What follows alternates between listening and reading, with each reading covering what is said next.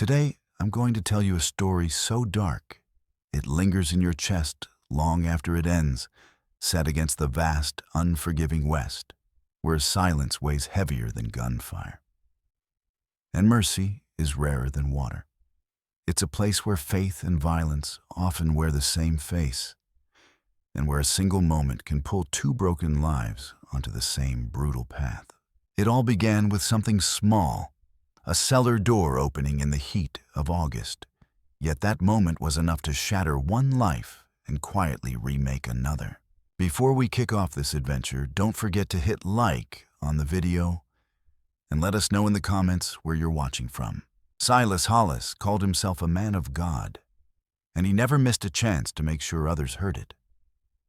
He raised his homestead on the ragged edge of the Dakota Badlands, with scripture on his tongue and a leather strap always within reach. He wielded both with equal conviction, shaping his only daughter into what he believed a woman ought to be: submissive, voiceless, and afraid. May Hollis learned early that the world was split clean in two. There was her father's will, and there was everything that dared to stand against it. Questions were sins. Opinions were acts of vanity. The welts on her back were not abuse, but correction. The fear lodged in her gut like a piece of winter ice was not cruelty, it was obedience. That fear, she was taught, was the natural condition of a daughter who knew her place. She was 22 the summer her life broke open, and not once in all those years had she ever felt safe. The horsemen came in August, when the heat crushed the land until even the grasshoppers moved slow and lazy. May was hiding in the root cellar when she heard the thunder of hooves, the shouting above her father's voice, rising in righteous fury, then stopping too suddenly, too completely. The sound froze her blood. She pressed her back to the dirt wall, clamping a hand over her mouth to silence her breathing. Since childhood, she had been fed terror, taught to see the natives as monsters capable of unspeakable acts. Her father had painted vivid pictures of what they did to white women, using those stories as warnings and weapons, making sure she believed capture was a fate worse than death itself. When the cellar door swung open and sunlight spilled down the steps, she didn't scream.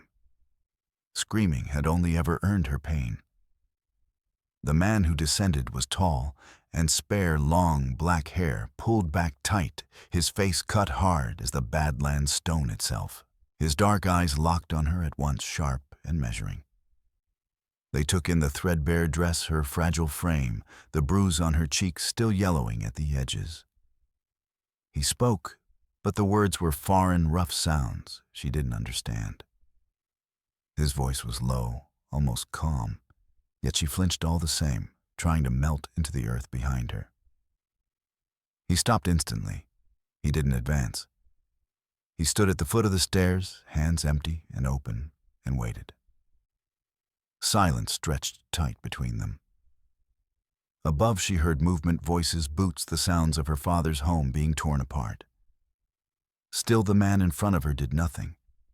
He only watched, her eyes unreadable. "I won't hurt you," he said at last, his English accented but clear. "But you can't stay here. Do you understand?" She couldn't answer. Her throat closed around the words until none would come. She stared at him wide-eyed, like a trapped animal. He moved, then slow and deliberate, each motion careful as though approaching a skittish horse. From a pouch at his belt, he drew out something small and held it toward her on his open palm. Dried meat, an offering. "You're hungry," he said. It wasn't a question. She was always hungry. Silas Hollis believed hunger was holy fasting, as discipline emptiness as instruction. And the ache of an empty stomach meant to remind her how small she was before God. Still, she didn't reach for the food. She trusted no one. He set the meat on a barrel beside her and stepped back. "My name is Ashen," he said. "My people are camped 2 days from here. You're coming with us." "Why?" The word scraped out of her raw throat before she could stop it. Because your father owes a debt. He paused, his gaze dropping to her bruised face, then lower to the places her dress failed to hide. And because no woman should live the way you have lived. She didn't understand the debt. She didn't understand how he could see so much. Before she could speak again, heavy footsteps pounded down the stairs. Another horseman appeared, speaking sharply in Lakota. Ashen answered him in clipped tones, then turned back to May. We have to go. Now. Can you ride? She nodded without thinking. Something deeper than fear told her that whatever waited outside could not be worse than what waited in this cellar if her father ever woke again. She didn't let herself dwell on that as she followed Ashen up the steps into the blinding August sun, into the wreckage of her former life. Silas Hollis lay crumpled near the well blood, dark in his gray hair, his chest still rising. Alive, unfinished. She felt nothing. No relief, no grief. Only the same numb cold she had carried for as long as she could remember. Ashen lifted her onto his horse with hands firm but careful, aware of how breakable she was. He mounted behind her, solid and steady, his arms closing around her to take the reins. Hold on, he said. Then they were moving. The homestead shrank behind them, and with strange distant clarity, May understood she had been taken. The first day blurred into heat and motion, and the unfamiliar weight of another body so close.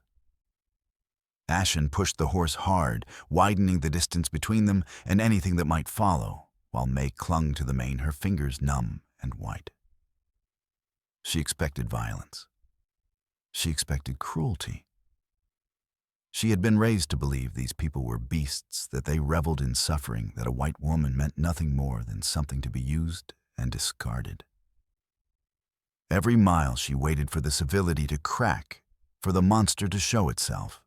But when they finally stopped to rest, Ashen only helped her down gently, the same care still in his hands. Ashen helped her down from the horse with the same steady care he'd shown since pulling her from the cellar, his grip firm enough to support her, gentle enough not to frighten her. He laid out a blanket beneath the shade of a cottonwood and motioned for her to sit. He handed her water, then more dried meat. He didn't crowd her, didn't stare, didn't touch her beyond what was necessary. He did none of the things Silas Hollis had sworn men like him would do. Instead, he settled across from her eyes on the far horizon, giving her space, giving her quiet, offering something that felt dangerously close to peace. Why, May asked at last, when the silence grew heavy enough to press on her chest. Why did you take me? Ashen was quiet for a moment, choosing his words. Your father came onto our land 3 winters ago, he said. He wanted horses. We had none to trade. So he took one, a mare that belonged to my sister's son. May remembered. She remembered Silas Hollis riding home with a new horse, pride sharp in his voice as he bragged about cheating heathens. She hadn't known it was stolen. She hadn't known anything, only that the look in his eyes had made her stomach knot. A debt must be answered, Ashen went on, but Iron Crow believes in justice, not cruelty. He would not take a life for a horse. He wanted balance. He paused, meeting her gaze. So we watched your father's place. We learned what he had that might repay the debt. We saw his cattle, his stores, his guns. His eyes didn't leave hers, and we saw his daughter. May's stomach clenched. So I'm the payment. No. The word came sharp, the first crack of emotion in his voice. You are not something to be traded. What we saw was a woman treated worse than any animal. A cruelty that would shame even the cruel. He looked away, jaw tight. I told Iron Crow I would take the cattle and supplies. But I also told him I would not leave you there, not if I had the power to stop it. May struggled to understand. Everything he said overturned what she had been taught. "But your chief wanted something in return," she said slowly. "A bride, maybe?" "Iron Crow wanted justice," Ashen replied. "When I told him what we'd seen, he agreed that taking you from that place was justice." "You're not a payment, May Hollis," he said. "You're a rescue." "I didn't ask to be rescued." "No," he said quietly. "You didn't have to. Some wrongs can't be ignored, even when the person suffering has learned to endure them." Heat burned behind her eyes. She blinked hard, refusing to let tears fall. Crying was weakness. Weakness was punished. Ashen seemed not to notice, or chose not to. "When we reach my people," he said, "you'll have a lodge of your own. You'll be fed, clothed. No one will harm you. You may stay as long as you wish. And when you choose to leave, you'll be given a horse and supplies, and you'll go wherever you want." Just like that. He turned back to her, something softer in his expression. "I know you don't trust me. I know you were taught to fear us. But in time, you'll see we're not the monsters your father described. We're just people with laws, customs, and faults." He rose, brushing dirt from his leggings. "Some kind, some cruel, most somewhere between. We should move. There's still a long ride before nightfall." He helped her back onto the horse, and they rode on. The Lakota village was larger than May expected. Lodges spread in a wide circle along the riverbank. As they entered, people stepped out to watch faces, curious, wary, some openly hostile. May kept her head down, shoulders drawn tight. But no one touched her. No one threatened her. When Ashen led her to a lodge at the edge of the circle and told her it was hers, she stood frozen at the entrance, staring inside, like she'd never seen shelter before. It was simple but warm. Furs on the ground. A fire pit. Everything she might need to survive. Someone had prepared it. Food supplies and a dress of soft deerskin, worn but carefully mended. "My sister left these for you," Ashen said from the doorway. "Her name is Wren. She'll come tomorrow, see if you need anything." Why, May asked the question, slipping out raw. Why is everyone being kind to me? I'm a stranger. An enemy. Why would your sister give me her clothes? Ashen studied her for a long moment, sadness flickering in his eyes. "Because we've all known suffering," he said. "Because we believe those who have suffered should be met with gentleness, not more hurt," Ashen said simply. He dipped his head in a small, respectful gesture that might have been a bow. "Rest well, May Hollis. By morning, the world may feel less unfamiliar." Then he left her there. May stood alone in the center of the lodge for a long while, unmoving, waiting for the kindness to reveal itself as a lie. Waiting for the softness to sour into cruelty the way it always had before. Nothing did. The fire murmured quietly. Outside, the village eased into night, low voices, distant laughter, the sound of young ones playing before being called in. Ordinary sounds, human sounds.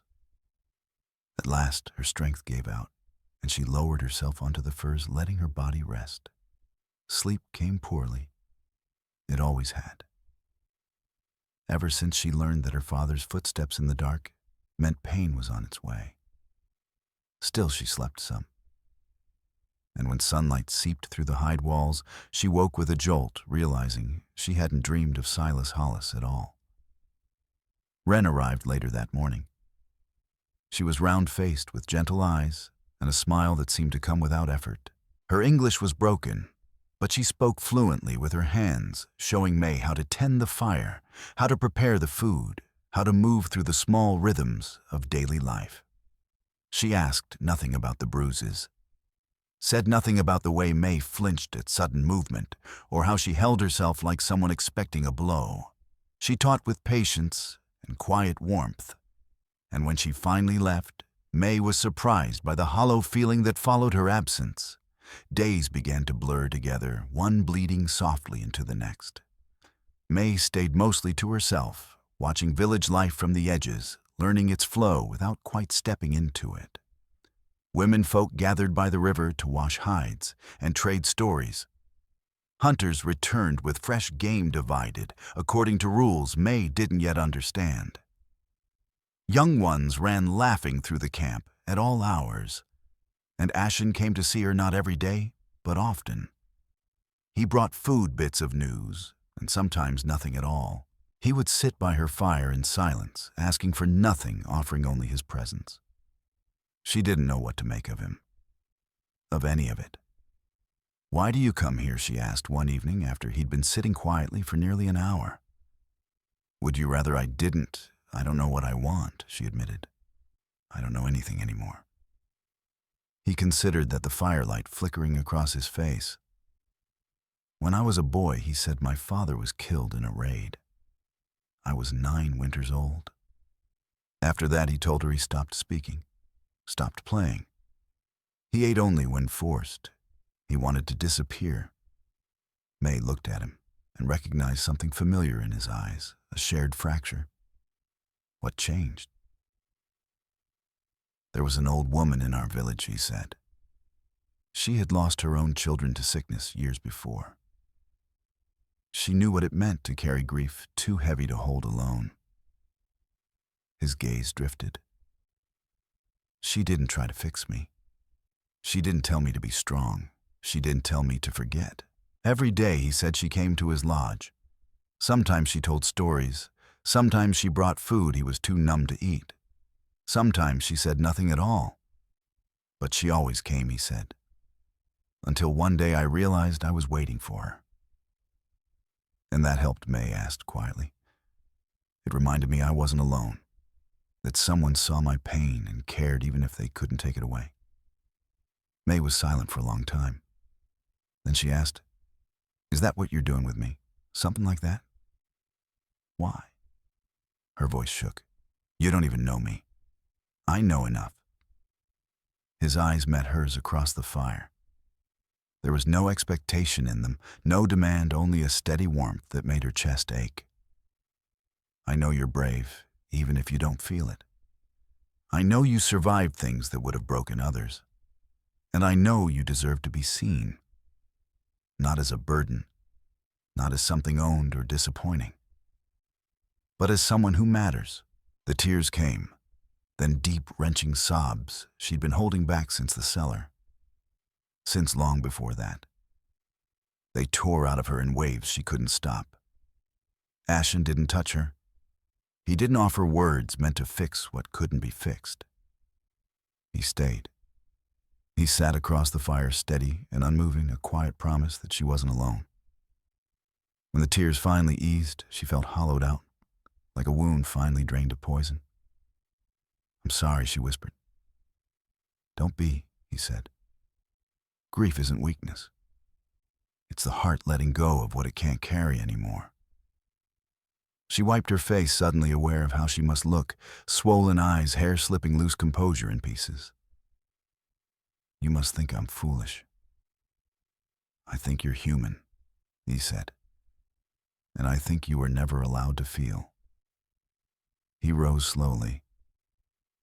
"You should rest. I'll go." And with that he left her with the fire and the quiet, and something fragile, unfamiliar, and real beginning to take shape inside her. "Wait." The word slipped free before she could stop it. Will you come back tomorrow?" Something crossed Ashen's face, too quick to name before it vanished. "If you want me to," he said. He nodded once and left, and May was alone again with the fire and the strange, unsettling ache of wanting someone to stay. The weeks rolled on, and she began to change. So slowly she barely noticed at first. She slept through the night more often than not. She ate without being coaxed, her body answering steady meals by reclaiming some of what Silas Hollis had stripped away. She walked through the village with her chin lifted instead of tucked down, meeting eyes, even offering a shy smile now and then. and she began to wait for Ashen's visits with an intensity that unsettled her. She told herself it was gratitude. He had saved her. He had shown her kindness when she expected harm. Of course she would feel warmth toward him. It meant nothing. It was only what happened when a starving soul was offered care. Except gratitude didn't explain the quickening in her chest when she heard his footsteps near her lodge. It didn't explain how her eyes lingered on him when he spoke the line of his jaw, the curve of his mouth. It didn't explain the dreams that left her waking, flushed and breathless, aching for something she couldn't yet name. She was falling in love, and she had no idea how to face it. One evening in late autumn, when the leaves had turned gold and the air carried a sharp edge, Ashen came to her lodge carrying a bundle. "Winter's coming," he said, setting it down. "Wren made these for you." Inside were warm clothes, a heavy fur-lined dress, leggings, rabbit skin moccasins, practical things made with care, meant to keep her safe through the cold months. "I don't understand," May said, running her fingers over the soft leather. "Why does she keep giving me things? Why do any of you help me?" "I'm not one of you. I'm a stranger, a white woman. Your people have every reason to hate me." Ashen sat across from her, thoughtful. "Some do," he said. "Some never will trust you no matter how long you stay. But others see what I see." "What's that?" she asked quietly. "A woman who survived great cruelty," he said. "A woman learning to stand after a lifetime of being pushed down." He hesitated. "A woman who makes my heart beat faster every time I see her." May's breath caught. She stared at him, certain she'd misunderstood. "What did you say?" He met her gaze without flinching. "I tried not to feel this way. I told myself you were hurting, that you needed time, that any feeling on my part would be wrong." His voice steadied. "But I won't pretend anymore. I love you, May." He drew a breath. "I've loved you since the moment I found you in that cellar. Since I saw courage in your eyes, even through fear." "You can't," she said, the word strangled. "You don't know me. You don't know what I am. I know enough. I'm broken," she whispered. "I don't know how to love. I don't know if I can." "Then let me show you," he said softly, leaning closer. "Let me show you what love looks like when it's gentle, when it's patient, when it asks nothing except the chance to exist." Her body trembled, fear and longing tangled so tightly she could barely breathe. "I don't know how," she said. "Every time I let someone close, they hurt me." "I know." He reached out slowly, giving her time to pull away, and took her hand. His fingers were warm, his hold light. When she didn't flinch, he lifted her hand and pressed a kiss to her knuckles. "I know you're afraid," he said. "This is new. It's overwhelming. I'm only asking you to try just a little. Enough to see if this could be real." "And if it can't be," she asked, "then nothing changes. We stay as we are. Friends." He held her gaze. "But I couldn't go another day without telling you the truth." She looked at their joined hands, his dark fingers threaded with hers. Such a small thing, such a vast one. "I'm afraid," she said. "I know. I'm afraid of wanting this, of hoping and losing it." She took a shaky breath. "But I think I might love you too. I don't know what that means yet." She swallowed. "When I imagine my life without you, it feels empty. Like going back to the cellar." Ashen's breath caught. Hope flickered in his eyes, quickly tempered with care. "Then we'll learn side by side," Ashen said quietly, his voice unhurried. "At whatever pace you need. There's no rush, May. We have time." She lifted her free hand and touched his face, feeling the warmth of his skin beneath her fingers. He closed his eyes at the contact, and something crossed his expression that made her heart turn over longing tenderness, a depth of feeling that seemed endless. "I thought I'd found a monster," she whispered. "That day in the cellar. I thought you would be everything my father said your people were: cruel, savage, inhuman. And instead," her voice trembled, "instead I found the gentlest soul I've ever known. The only person who has ever made me feel safe." She leaned in and kissed him. The kiss was tentative at first, a question more than a claim. When he answered it, when his hand rose to cradle her face, and his mouth met hers with such care, it nearly broke her. Something inside her gave way. A final wall collapsed. The last tight knot of fear loosened its hold. They stayed like that for a long while, learning each other without words. When they finally pulled back, breathing uneven, Ashen rested his forehead against hers. "I will never hurt you," he said, the words steady as an oath. "I'll spend my life proving you can trust me. And if you ever feel afraid, you only have to say it. I will stop, always. I believe you." And she did. For the first time she could remember, she believed gentleness could be real and stay real. "May I stay with you tonight?" he asked softly. "Not for anything more. I only want to hold you, to sleep beside you, to wake and see your face." She should have been afraid. She should have heard Silas Hollis's warnings, his talk of men and hunger and taking. But his voice had faded over the months, weakening like a dying fire. All she heard now was her own heart, steady, certain. "Yes," she said. "Stay." They lay together beneath the firs. As the fire burned low, his arms wrapped around her, her head resting against his chest. His heartbeat was slow and sure beneath her cheek, a rhythm that promised safety.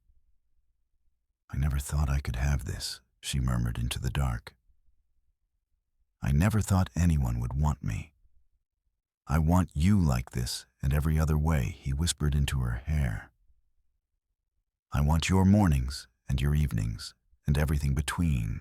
I want your thoughts, your dreams, the stories you've never told. I want all of you, May.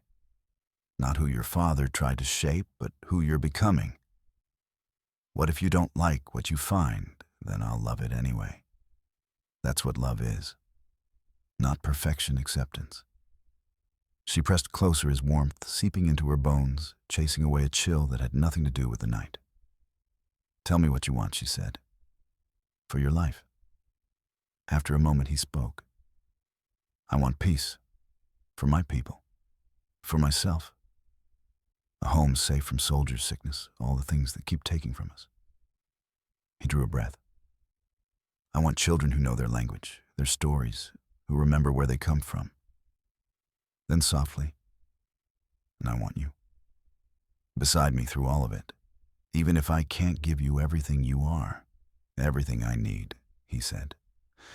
"Whatever we build together." She kissed him again, and he met her with the same care as before. But now there was something more beneath it, a quiet heat that made her skin prickle where they touched. "I want..." She hesitated, searching for the words. "I want to stop being afraid. I want to know what it feels like to be touched by someone who loves me. I want to replace the bad memories with new ones." He pulled back just enough to search her face. "Are you sure?" "Yes," she said, steady now. "We have time, but I'm sure." And she was. For the first time in her life, she knew exactly what she wanted. What followed felt like a revelation. He touched her as if she were precious, as if she mattered, as if every part of her deserved care. He asked before every step, waited for her answer, stopped the moment she tensed, continued only when she relaxed. He learned her with patience and reverence, not to take, but to understand. And slowly, carefully, she began to learn him too, There was no violence in what they shared. No demands, no force. Nothing taken that wasn't freely offered. It was an exchange give, an answer question, and reply, two people learning that closeness didn't have to be a blade. When they finally joined, when Ashen moved with a tenderness that brought tears to May's eyes, understanding dawned on her at last. This was what Silas Hollis had tried to bury beneath fear and scripture. This was what love could be. This was what her body had always been capable of feeling. This was the truth kept from her all her life, hidden beneath sermons of sin and shame, beneath lies about desire being something corrupt. Afterward, they lay wrapped together, breath-slowing hearts settling. She felt altered, as if a door she never knew existed had been opened, revealing an entirely new world beyond it.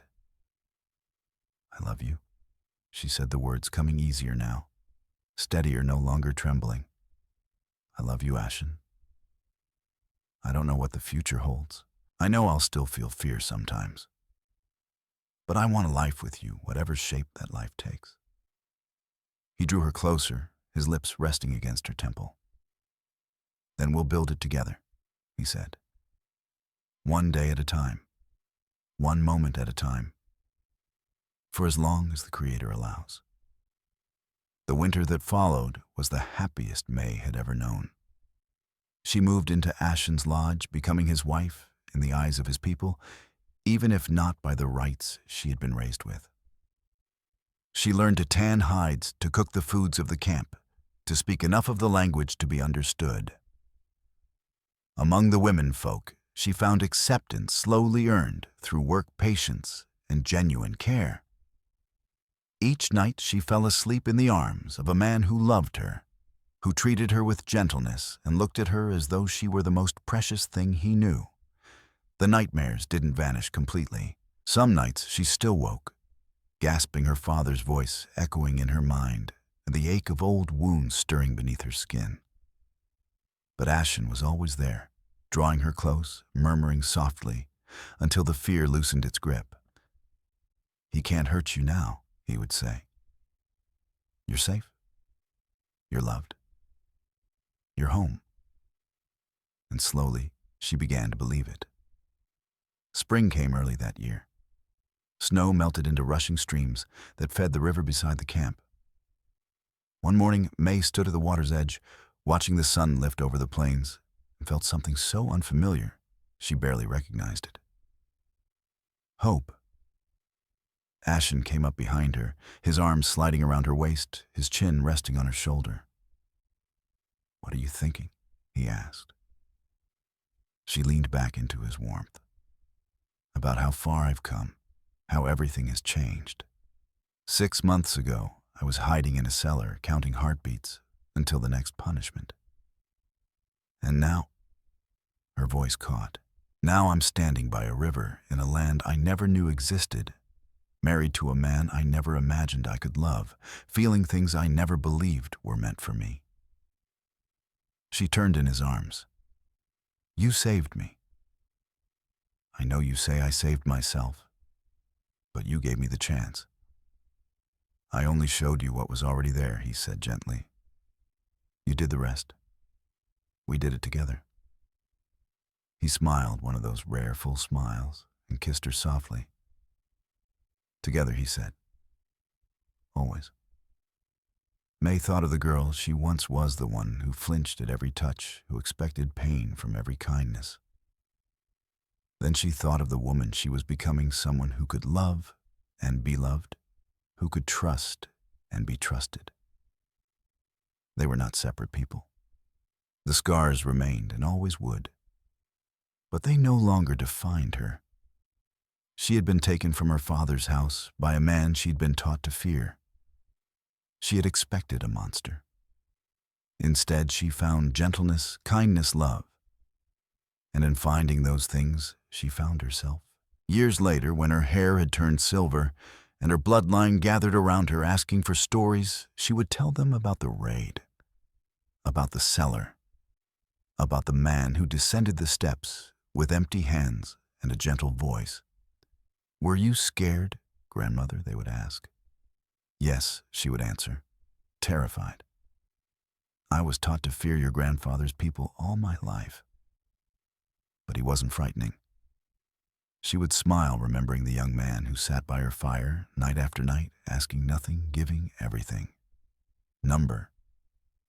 He was the kindest man I ever knew, and he taught me something I had never learned before. What was that? That gentleness isn't weakness, that love doesn't have to hurt, and that sometimes the ones we're taught to fear are the very ones who set us free. Across the lodge, Ashen would catch her eye and smile the same smile he had given her for 40 years. A smile that said, "I see you. I love you. You are safe." The smile that changed everything. Finally, let me send my deep thanks to you. Thank you for listening. If this story has touched your heart, I invite you to stay with us to discover more true tales of the Wild West. Stories that honor resilience, tenderness, and the spirit that God placed in those who blaze the trail. Subscribe, share.